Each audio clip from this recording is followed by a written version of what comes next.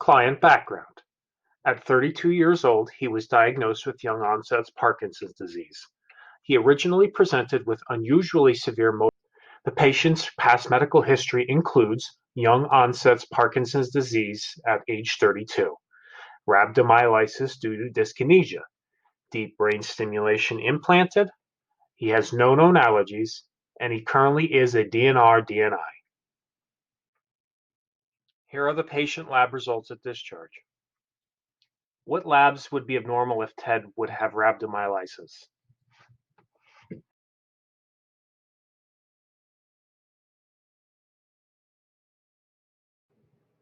What is rhabdomyolysis? What are the signs and symptoms of rhabdomyolysis? What is the cause of rhabdomyolysis in Parkinson's patients? Now moving on to the physical assessment. During today's visit, Ted is alert and oriented ×3, in good spirits. He experiences occasional resting tremors of his left forearm, which is a little more evident when he gets excited. Although Ted is able to ambulate independently, he does experience bradykinesia and freezing gait. He has difficulty with trying when he was asked to take a small walk. He also complains of dystonia in his hands and feet. Client's dyskinesia appears to be well controlled. Ted states, "This stimulator in my brain is amazing. My unintended, involuntary, and uncontrollable movements are much lesser." He denies swallowing difficulties at this time. The client's incision is clean and dry. He has 32 staples that are intact. Do all patients with Parkinson's disease qualify for deep brain stimulation? Explain why or why not.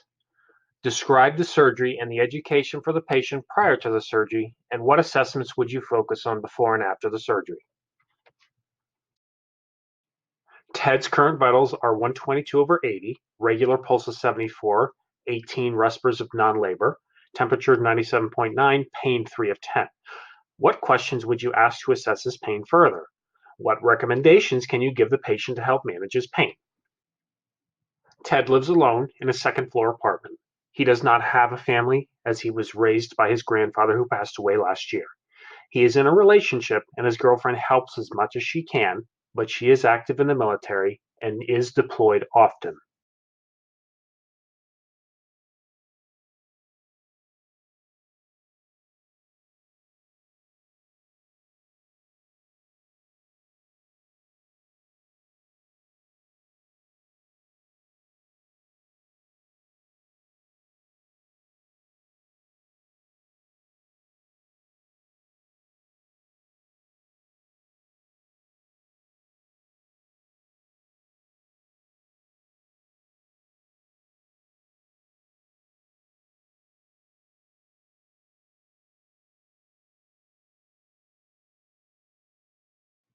Activities, physical therapy 3 times daily for 2 weeks, occupational therapy to complete home safety evaluation. Nursing care plan includes provide dressing changes, remove staples, assess patient's fall risk, assess patient's depression, and refer to support groups as needed. What are some of the primary levels of prevention, secondary levels of prevention, and tertiary levels of prevention for TED? How about expanding this out to the population levels of prevention? What are some of the primary, secondary, and tertiary levels of prevention for the population? What are some of the resources available for Parkinson's patients in your community? What are some of the local resources? Some of the state and federal resources, as well as the possibility of having virtual or internet resources? What are 3 nursing interventions to address the holistic care of this particular client needs? What are some of the current evidence-based recommendations for additional complementary treatments for symptom management for Parkinson's patients? Thank you for viewing this case study, and we wish you good luck, as well as have a great presentation.